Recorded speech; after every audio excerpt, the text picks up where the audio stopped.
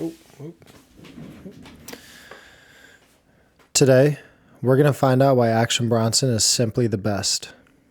What were some of your biggest inspirations for this album, Action? You want to get into my musical inspirations? You know, yeah, like when you write music, do you write about situations?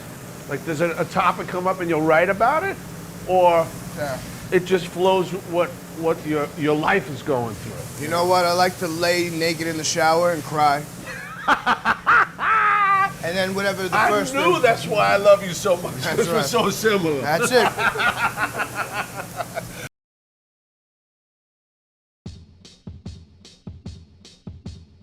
At the core of it all, Action Bronson is just a kid from Queens. He grew up working and hanging out at his parents' restaurant where he was surrounded by family who all played different instruments, and he was engulfed in the culture and sound of New York City at the time. And as Action grew up, he bounced between a number of different schools before really finding his passion for rapping and writing. He started to release mixtapes in the late 2000s, early 2010s, and began to gain a lot of traction in the underground New York rap scene. And this wave of hype and energy behind him building in New York led to his deal with Vice. With Vice, Action Bronson flourished. He had found a place where he could release his music and showcase his love and knowledge of food and dining under the same umbrella. And this allowed him to create this ecosystem that he has still carried to this day, where it's just him and the things he loves at all times. This partnership with Vice was great, and it worked for both parties. At the same time, you saw Action release his most commercially successful album, Mr. Wonderful, on Vice Records. And on this project, you have songs like Baby Blue and Actin' Crazy, which were bona fide hits and put Bronson on festival stages and made him a nationwide name and phenomenon. But even with all this success, something wasn't sitting right with Bronson. So did you feel going into your major label debut on Vice Atlantic that there were different expectations either from the company or from the fan base? Yeah, of course. You felt that as you were getting put, in the studio with certain people and asked to do certain things that you weren't doing before. I was just rhyming over fucking John Cougar Mellencamp before, Now I'm being asked to do other things. Like, yo, try this, try that. So I did some of that. I always come back to I can't be held. I can't be told what to do because that's automatically not gonna want me to do it. I can't take any, like, yo, maybe you should try that now, man. No. Everyone is gonna verge off course at one point or another, but can you steer the ship back and find your way towards the direction that you initially wanted to head towards? And I think around 2016 to 2018, Action began to ask himself a lot of these same questions. Although Mr. Wonderful was his biggest commercial success by far, he didn't feel the best about that project. I think in his mind, the label was pushing him towards more traditional song structures where he was writing hooks and having defined verses, chorus, and something that labels generally think you need to make music for an audience that I don't think Action Bronson agreed with. And so he said, and I quote, "I'm never doing that shit again." And you see this with his next project, Blue Chip 7000. This was a return to form for Action. He recovered a lot of that free-flowing and open format writing style that made him so popular in the first place, and it was a killer project. But unfortunately, it did not perform in the same way that Mr. Wonderful did. And I could see this causing some friction with his label at the time, Vice Records. And while all this was happening on the music side of things, there was a similar narrative forming on the food and TV side of Action's brand as well. Around 2017 or 18, he began to feel underappreciated and underpaid by Vice. He had kind of helped them pioneer this new food channel, Munchies, that was incredibly popular online and gaining a ton of traction. And he was the face of it. A lot of their biggest shows were his shows, Fuck That's Delicious, and then his shows where he was getting massive artists to cook dinner with him.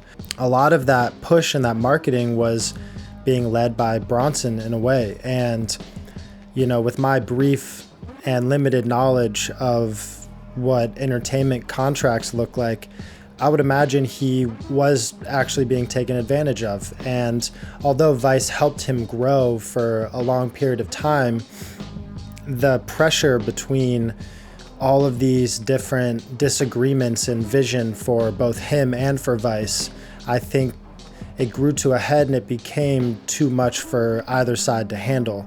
And so it was clear around 2018 that something had to change. So when you reflect back on the Mr. Wonderful album, how do you feel about it now? I feel great. There's some things I would have changed for sure. There's no doubt about that, but that stuff did great things for me. And when you walked away from that record, what was your feeling about how you would approach what you would do next? Yeah, I never want to do that type of shit again, is what I said. I'm never doing this again. So I went back into my shell and I did Blue Chip 7000. In 2018, Action Bronson and Vice decided to part ways. And I think at the time, this came as a shock to many people because in all of the content on Munchies, Action Bronson seemed happy. He seemed like he was living life in a beautiful way, but that's just who he is. He's not going to let these disagreements impact his way of life and how he treats people and, you know, how he presents himself to his fan base. But at the end of the day, it just wasn't working anymore, and it was time for Action to go out on his own. And in the 7 years since this decision to go independent, Action has really leaned into the things that he loves and why he even started doing this in the first place. He loves painting, so why not paint his own album covers? He loves traveling the world with his friends and eating great food and meeting great people. So why not really lean into that with Fuck That's Delicious? He wants to write a book, so fuck it, let's write a book. Oh, it's upside down. This is a great book, by the way. And somehow all these different endeavors that he's gone into over the last few years, they string together into one cohesive thing. And that's because it's him at the end of the day. There's no more caving on what type of songs he's gonna make. He's gonna make the songs that he wants to make. And there's no more caving on, okay, let's make the Fuck That's Delicious video shorter just to catch more audience, gain more traction, that type of thing. Now it's like a TV show. Each episode is 25 minutes. It's great from top to bottom. He is able to trust his instinct much more now out on his own.